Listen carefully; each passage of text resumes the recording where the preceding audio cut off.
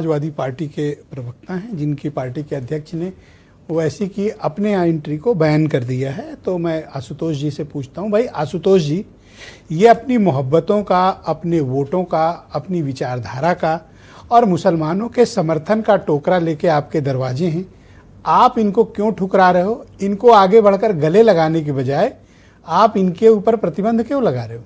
इनमें क्या कमी है? इनमें क्या ऐसा नहीं है जो दूसरों में है? नहीं, देखिए ब्रजेश जी, किसी को गले लगाने और ठोकर लगाने का सवाल ही नहीं पैदा होता है। समाजवादी पार्टी एक सेकुलर पार्टी और सेकुलर राज की स्थापना चाहती है, और समाजवादी पार्टी के जितने भी वोटर्स हैं वो कभी भी जाति और धर्म की बात नहीं करते कि हम फलाने धर्म के हैं इसलिए हमको वोट करो।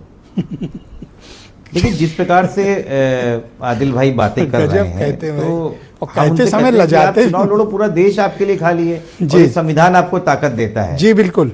लेकिन समझ में नहीं आता है कि आप जम्मू कश्मीर में चुनाव नहीं लड़ने जाते हैं।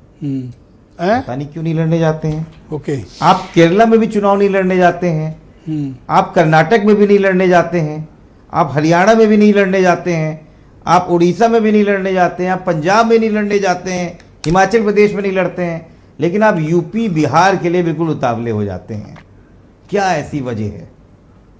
ये बात आज आपको जवाब देना पड़ेगा, क्योंकि कहीं ना कहीं हमको लगता है कि भारतीय जनता पार्टी के प्रभाव से आपको प्रेरित किया जाता है, और चुनाव के वक्त आप एकदम से मुसलमानों की बात करने लगते हैं, हिमायती बन जाते हैं, 5 साल तक गायब रहते हैं, और अचानक एकदम से जब चुनाव आता है यूपी बिहार बंगाल का, तो आप मजबूत हो जाते हैं।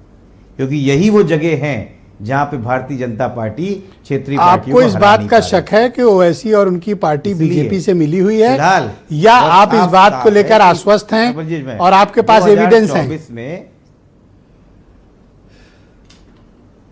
नहीं, हमारे पास देखिए, राजनीति जो है वो नैरेटिव पे और विचारधारा पे और उस पर चलती है।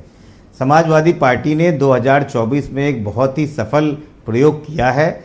उस प्रयोग का नतीजा यह हुआ है कि भारतीय जनता पार्टी अपने 272 के निशान को पार नहीं कर पाई है, और वो आज भी अल्पमत में रही है और गठबंधन की सरकार चला रही है, और उसको रोकने का काम मैं ये कंफर्म मानूं, आप आदिल को साफ साफ उनके मुंह पे मना कर रहे हो को रोका गया है कि एमआईएम को गठबंधन में नहीं लेंगे? ये कंफर्म है या अभी बातचीत की कोई गुंजाइश है?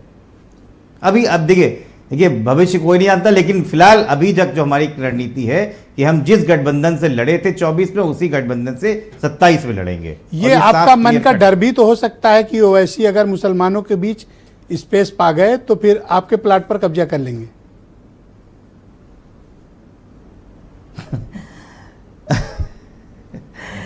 ब्रजेश जी, 0.49% 2022 में वोट मिला था, मतलब 0.5 भी नहीं हुआ था। बाकी मुझे कहने की जरूरत नहीं। बहुत शुक्रिया आपका, धन्यवाद।